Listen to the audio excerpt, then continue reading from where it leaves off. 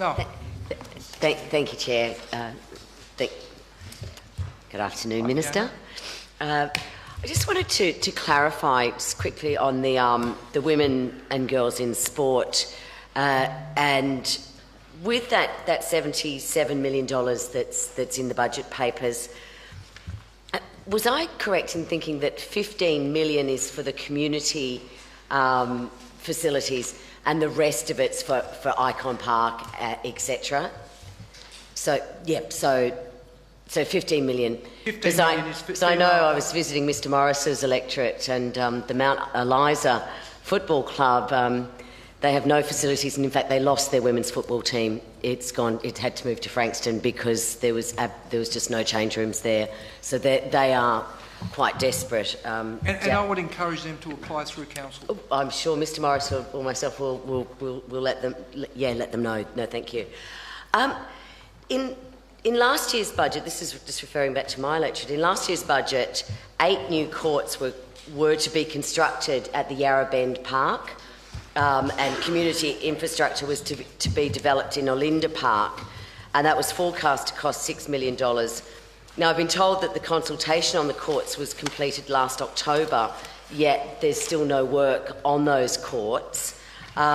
In this budget paper on page 90, it only mentions the construction of a shared pavilion for the regional netball courts at Fairley Precinct at Yarra Bend Park. So I'm just wondering if you could advise me on where we're up to with the courts for Yarra Bend Park, and when they might be installed, because they're not in the budget now. I'm assuming that's because the money was allocated last year. Thank you for that question. Look, it gives me an opportunity to talk about the inner city netball program that we have. It's a dedicated fund of $9.6 million to build 64 netball courts over this period of time. And so what we've done so far, and depending on where the councils are and how we, as a state government... As I say, I think the consultation was completed in October.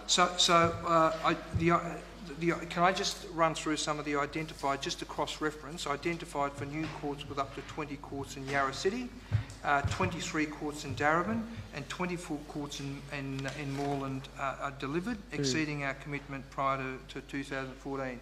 If you've got any, I'm genuine about this, if you've got any concerns about any area... Well, maybe we could take that on notice as to where we're up to with that.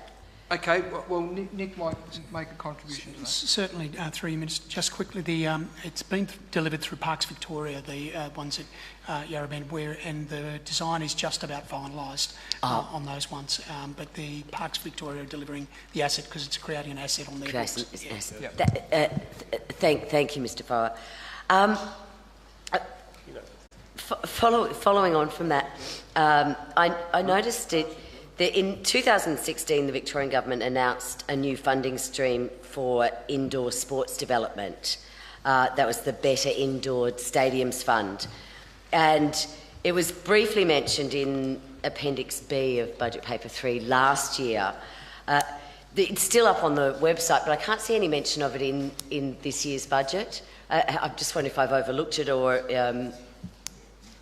whether there is still funding for this for local communities to apply for. Sure. The Better Indoor Stadiums Fund is one that, again, it's a pressure point for government because of the numbers of people wanting to play basketball and netball. The previous investments that we've made are $22 million, and we've progressed quite nicely into that. So we've committed $14 million of that amount of money that we've dedicated to that fund, and we've got $7 million to go. So we've still got some money in relation to it, and hence it's not in this year's budget because it's already been allocated. That's right. Okay, thank you. And we're looking forward to obviously applications coming through.